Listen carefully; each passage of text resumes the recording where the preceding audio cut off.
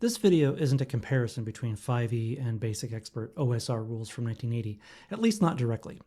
Instead, I'm going to talk about why the concept of basic D&D in general, regardless of era, may be better than the current batch of 5e and 5.5 from Wizards of the Coast.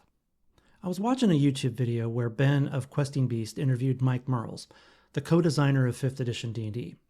Mearls spoke a bit about systems and how he felt the latest edition of D&D, commonly called 5.5, has gotten so complicated that it's become more of a system than a game.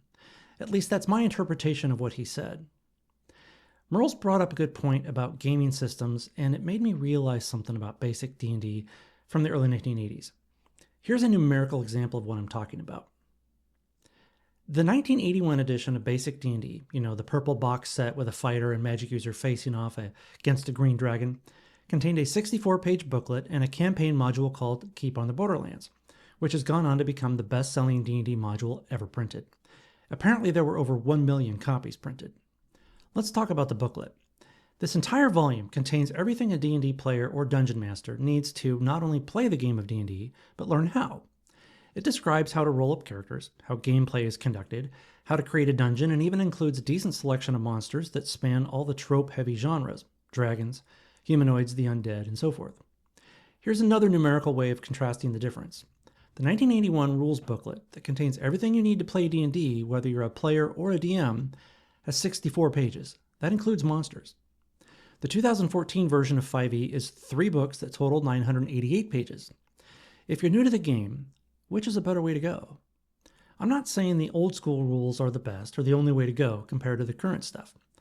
My point is about starter sets in general and about systems versus the fun of the game specifically.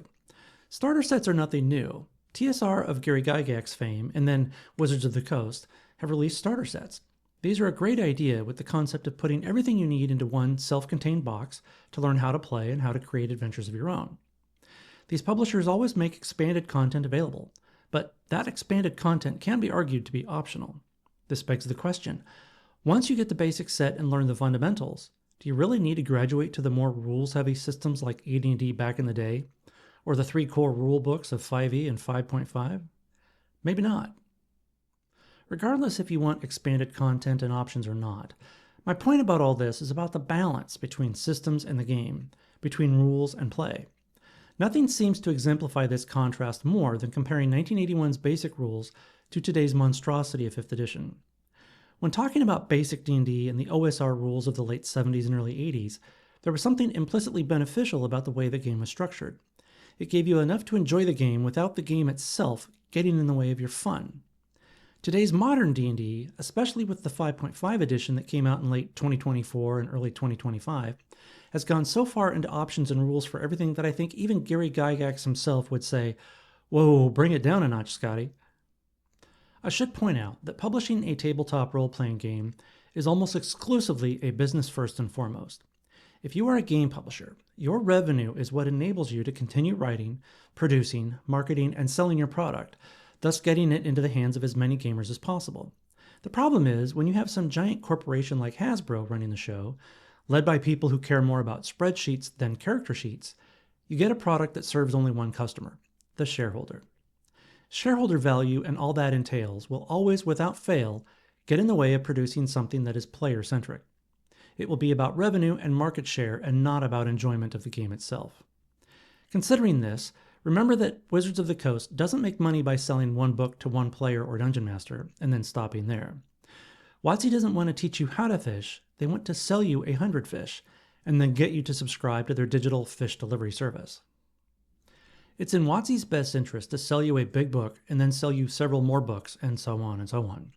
It's in their best interest, not yours, for things to be complex.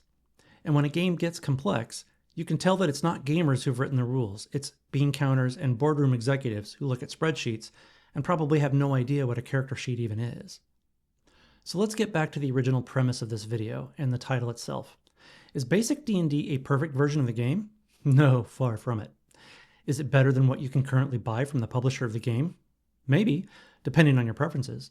I would argue that basic is better, but not because of how it handles initiative or hit points, but because it gives you enough to play the game without getting in the way of the gameplay. For this reason, I think basic D&D and the concept of a self-contained set of minimalized rules in general is a better way to go. It gives you what you need to learn how to play the game, it gives you what you need to run the game, and what you need to expand on it as a dungeon master. The rules themselves cover the fundamentals of exploration, social interaction, and combat without being so complex that you must refer to the rules multiple times during a game session. Throughout my professional career, I have learned a valuable lesson about simplicity. To put it in terms of an Instagram-worthy quote, if you have to explain a joke, it isn't very funny. Think about that in terms of a tabletop role-playing game. If you must have an entire session just to roll up characters, relying on a complex set of charts and dozens of pages of reference material, the joke isn't very funny. If you need dozens of pages to describe how to conduct a simple combat sequence, the joke isn't very funny. If you are a game publisher and a potential customer walks into a game shop or visits your online store and says to themselves, "I have no idea where to start," then your joke isn't very funny. I'm not going to end this video with advice or my attempt at whatever wisdom I think 45 years of playing this game has somehow granted me. I have my opinions, of course, as do you. What I prefer may not be what you prefer, and I 100% respect that. Ultimately, play what you enjoy. That's really what D&D is all about. But I am going to finish by asking one question.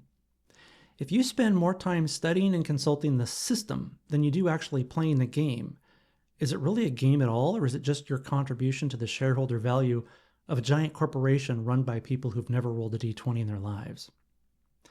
Thanks for watching. If you found this video thought-provoking, be sure to click like and subscribe to support the channel. As always, have fun, stay cool, and keep your dice rolling.